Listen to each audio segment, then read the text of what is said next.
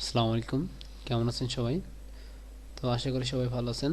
তো আলহামদুলিল্লাহ আমিও ভালো আছি আপনাদের দোয়ায়। তো যাই হোক, আমরা গত পর্বে অ্যাভাটা থিম দিয়ে WordPress ecommerce website design and ডেভেলপমেন্টের এই পর্যন্ত দেখেছিলাম। তো আজকের পার্টে আমরা অন্য একটা স্টেপ নিয়ে আলোচনা করব। তো আজকে দেখব যে কিভাবে এখানে একটা ছোট একটা স্লাইডার দেওয়া যায় এবং এখানে কিছু ক্যাটাগরি দেওয়া যায়। অর্থাৎ আমরা দুইটা পার্ট নিব, একটা পার্টে এখানে আমরা ক্যাটাগরি দিব আর এই পাশে একটা স্লাইডার দিব। তো তার জন্য আমরা চলে যাই আমাদের ড্যাশবোর্ডে। তো আপনাদের ড্যাশবোর্ডে আপনারা প্রবেশ করুন। তারপর এখান থেকে আমরা কি স্লাইডার ইউজ করব, আমরা মূলত রেভলিউশন স্লাইডার ইউজ করে এখানে একটা স্লাইডার দিব। দেন তারপর ক্যাটাগরি ক্রিয়েট করে এখানে উইজগেট থেকে ক্যাটাগরির নামটা এখানে ধরিয়ে দেব। তাহলে আমাদের বিষয়টা আমরা যা করতে চাচ্ছি সেভাবে হয়ে যাবে। তাহলে চলুন আমরা সেই কাজটা করি। তো ফার্স্ট টাইম আমরা আমাদের প্লাগইন ইনস্টল করে নিব। তো আমরা আমাদের প্লাগইনে চলে যাই। আমরা রেভলিউশন প্লাগইন আছে স্লাইডার, সেটা আমরা ইনস্টল করব। এখন এখানে আসার পর আমরা একটু স্ক্রল করে নিচে আসব। এখানে আমাদের এই যে রেভলিউশন প্লাগইনটা, তো এখানে এটা পেইড ভার্সন অর্থাৎ প্রিমিয়াম। তো আমাদের এই থিমটা মূলত ফ্রি থিম, আমরা ফ্রি থিমে পেইড প্লাগইনটি পাবো না। তো তার জন্য আমরা একটা কাজ করব, আমাদের কাছে এক্সট্রা একটা রেভলিউশন স্লাইডার প্লাগইন আছে, সেইটা আমরা আমাদের লোকাল হোস্ট থেকে এখানে প্লাগইন অপশনে যাব। এই লোকেশনটা আমরা গত পর্বে দেখেছিলাম, আমি আর বেশি বলতেছি না এই বিষয়টা নিয়ে। তো আমরা প্লাগইনটা কপি করে নিয়ে এসে এখানে আমরা পেস্ট করে দিব। দেওয়ার ফলে আমাদের এই প্লাগইনটি অ্যাক্টিভ হয়ে যাবে রেভলিউশন স্লাইডার। তো তাহলে আমরা এই কাজটাই করি। আর আপনাদের ক্ষেত্রে যেটা আমি সাজেশন দিব, রেভলিউশন প্লাগইন এই প্লাগইন স্লাইডারটি আপনারা গুগলে সার্চ দিলে অনেক জায়গায় ক্র্যাক ভার্সন অর্থাৎ ফ্রি ভার্সন পাবেন, সেখান থেকে কাইন্ডলি ডাউনলোড করে আমি যে প্রসেসটা দেখাবো সেই প্রসেসে আপনারা আগাবেন। ঠিক আছে, দেখুন এখানে আমাদের প্লাগইনটি কপি করে পেস্ট করেছি। এবার আমরা আমাদের ড্যাশবোর্ডে চলে যাই। এখানে ড্যাশবোর্ড আসার পর আমি একটা রিলোড দিব, আর এখানে এই যে হবার অপশন বাটনটি, এটা আমাদের অ্যাক্টিভ অপশনে চলে আসবে। তো তাহলে আমি রিলোড দিয়ে দেখি কি অবস্থা হয়। দেখুন আমাদের এখানে অ্যাক্টিভ অপশনটা চলে এসেছে। আমরা অ্যাক্টিভ অপশনে ক্লিক করে আমরা প্লাগইনটি অ্যাক্টিভ করে নিব। আমাদের প্লাগইনটি অ্যাক্টিভ হয়ে গেছে। এখানে আমাদের আপডেট ভার্সন আমাদের এখানে দেখাচ্ছে। আপডেট করতে আমরা এটা আপডেট করব না, ওল্ড ভার্সনেই কাজ করব, কারণ ওল্ড ভার্সনে কাজ করলে আমরা অনেকটা কমফোর্টেবল ফিল করব। তো যাই হোক, তো এখানে আপডেট করার এই অ্যাক্টিভ করার পর দেখেন এই মেনু বার লেফট সাইডে আমাদের এখানে রেভলিউশন স্লাইডার নামে একটি মেনু যোগ হয়েছে। তো এখান থেকে আমরা স্লাইডার ক্রিয়েট অপশনে গিয়ে আমরা স্লাইডার ক্রিয়েট করব। তো তাহলে আমরা চলুন আমরা বেশ কটা স্লাইডার ক্রিয়েট করে নিই। বেশ কটা বলতে একটি স্লাইডার করবো এবং বেশ কটা ইমেজ দিয়ে স্লাইডারগুলো ক্রিয়েট করব। এখানে আসার পর আমাদের এই যে অ্যাড নিউ নামে একটা অপশন পেয়েছে, আমরা এখানে ক্লিক করব। এখানে এই স্টেপ আসার পর এখানে দেখেন দুইটা ফিল্ড আমাদেরকে রিকমেন্ড করছে। সেটা হলো আমাদের এখানে প্রথম ফিল্ডটাতে আমাদের মানে দুইটা ফিল্ডের সেম নাম দেওয়া যাবে না, একটু ডিফারেন্স দিতে হবে। যেমন এক্সাম্পল হিসাবে এখানে আমাদেরকে দেখিয়ে দিয়েছে। তো আমরা এখানে হোম স্লাইডার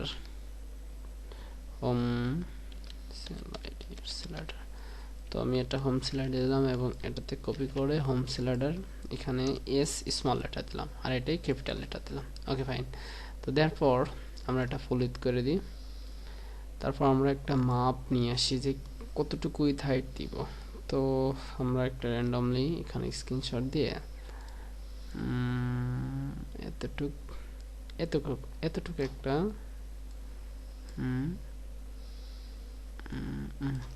এখানে 685 বাই 385 দিই, 685 বাই 385। Okay fine. তাহলে আমরা এখানে চলে যাই 685 বাই 385 দিই। ঠিক আছে, এবার দেওয়ার পর এখানে আর কিছু করার লাগবে না, এখানে জাস্ট আমরা সেভ চেঞ্জে ক্লিক করব। দেখেন এটা হয়ে গেল। এখন আমাদেরকে এখান থেকে আসার পর এবার আমাদের এই অপশনটাতে সিলেক্ট করতে হবে যে ব্যাকগ্রাউন্ড ইমেজ। ওকে ফাইন, এটাতে সিলেক্ট করার পর এখানে আমাদেরকে ইমেজগুলো আমাদের সেট করে দিতে হবে। তা আমরা কয়টা ইমেজ নেট থেকে র্যান্ডমলি কালেক্ট করে নিব। তো আপনারা কালেক্ট করে নেন। আমি গুগল থেকে র্যান্ডম 4টি ইমেজ কালেক্ট করেছি এবং এই 4টি ইমেজকে আমি সাইজ করে নিব। তো আমি একবার সিলেক্ট করলাম, করার পর মাউসের রাইট বাটন ক্লিক করে এডিট অপশনে ক্লিক করলাম। ক্লিক করার পর আমরা এই রিসাইজে ক্লিক করব। ক্লিক করার পর এবার আমরা এই পিক্সেলে ক্লিক করব। করার পর এই যে এই টিক চিহ্নটি উঠিয়ে দিয়ে তারপর এখানে আমরা আমাদের সেই কাঙ্ক্ষিত সাইজটি দিয়ে দিব 685 বাই 385 মেবি 385। ওকে, যাই হোক, ইমেজটা ফেটে যায়, যাক কোনো ব্যাপার না। আমরা জাস্ট আমাদের টেস্ট পারপাসে এটা করতেছি। আপনারা অ্যাকচুয়াল এবং সুন্দর ইমেজগুলো কালেক্ট করে আপনাদের পার্সোনাল এবং প্রফেশনাল ওয়েবসাইটের জন্য সিলেক্ট করবেন। আমি জাস্ট দেখানোর সাপেক্ষে এটা করতেছি। ওকে ফাইন, এটা কেটে দিলাম, তারপর সেভ। তারপর নেক্সট ইমেজ আমার আসবে এখানে 2য় নাম্বার ইমেজ। হ্যাঁ, তারপর আমি আবার সেম প্রসেস, পিক্সেল, তারপর এটা টিক চিহ্ন উঠাই দিলাম 685 বাই 385। ফাইন, এটাও কেটে দিলাম, দেন সেভ। আমার 3য় নম্বর ইমেজ চলে আসলো। আমি সেম কাজ করলাম 685, এখানে 385 করে দিলাম। ওকে, কেটে দিলাম, সেভ। এটা একদম স্মল হয়ে গেছে, থাক, এটার দরকার নাই। তো এটাকে আমরা ডিলিট করে দিতে পারি। তো দেখি এটা কি না, এটা আমরা ডিলিট করে দিই। ওকে, এবার আমরা চলে যাই আমাদের সেই কাঙ্ক্ষিত ড্যাশবোর্ডে। এখানে আসার পর তো আমি এটাকে ডিলিট করে দিই। ওকে, ইমিডিয়াতে ক্লিক করব। ক্লিক করার পর আমাদের আপলোড ফাইলে ক্লিক করব, তারপর সিলেক্ট ফাইলে যাব। তারপর আমাদের ফোল্ডারটি সিনিয়ে দিব কোথায়, ইউটিউব ইকমার্স ওয়েবসাইট, এখানে এই 3টাই আমরা সিলেক্ট করে দিয়ে ওপেনে ক্লিক করব। তারপর দেখেন আমাদের কাঙ্ক্ষিত ইমেজগুলো পেয়ে গেছে। তো আমি একটা একটা করে সিলেক্ট করে দিব, ইনসার্ট। দেখেন এখানে একটা দেওয়ার পর আমরা এখানে সেভ চেঞ্জে ক্লিক করলাম। ক্লিক করার পর এটাকে আমরা আবার ডুপ্লিকেট করব। ডুপ্লিকেট করার পর এটার উপর আবার ক্লিক করব। এবার আমরা আবার আমাদের ইমিডিয়াতে ক্লিক করব এবং ওই ইমেজটাকে রিমুভ করে আমরা সেকেন্ড ইমেজটা দিব। ওকে, আমরা এটা দিই সেকেন্ড ইমেজ।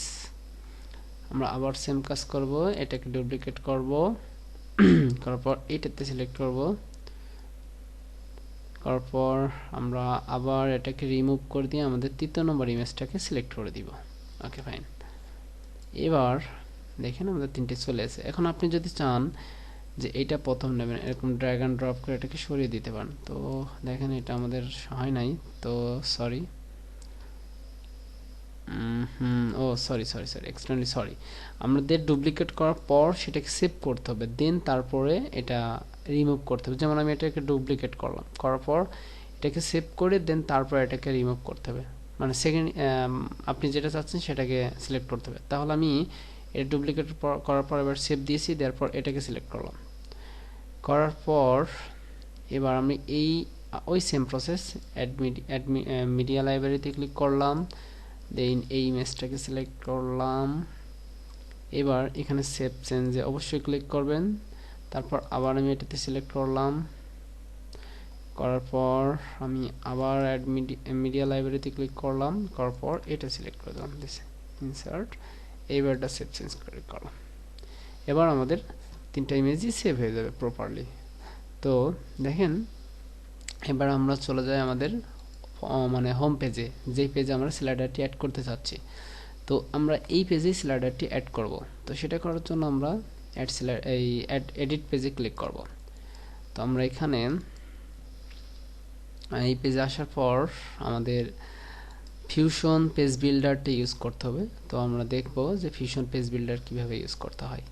দেখেন আমাদের হোম পেজে চলে আসলো। আসার পর আমরা 2টা ওয়েতে ফিউশন পেজ বিল্ডার ইউজ করতে পারি, একটা লাইভ আর একটা নর্মালি ভিতর থেকে। তো আমরা লাইভটাই দেখি যে কিভাবে করতে হয়, তাহলে বিষয়টা ভালো হবে। তো দেখেন আমি লাইভ ফিউশন পেজ বিল্ডারে ক্লিক করার পর আমাকে এই পেজে রিডাইরেক্ট করে নিয়ে চলে আসছে। তো এখানে আমি অ্যাড কন্টেইনারে ক্লিক করব। তো আমি কি ধরনের কন্টেইনারটা নিব, তো আমি এটা নিই।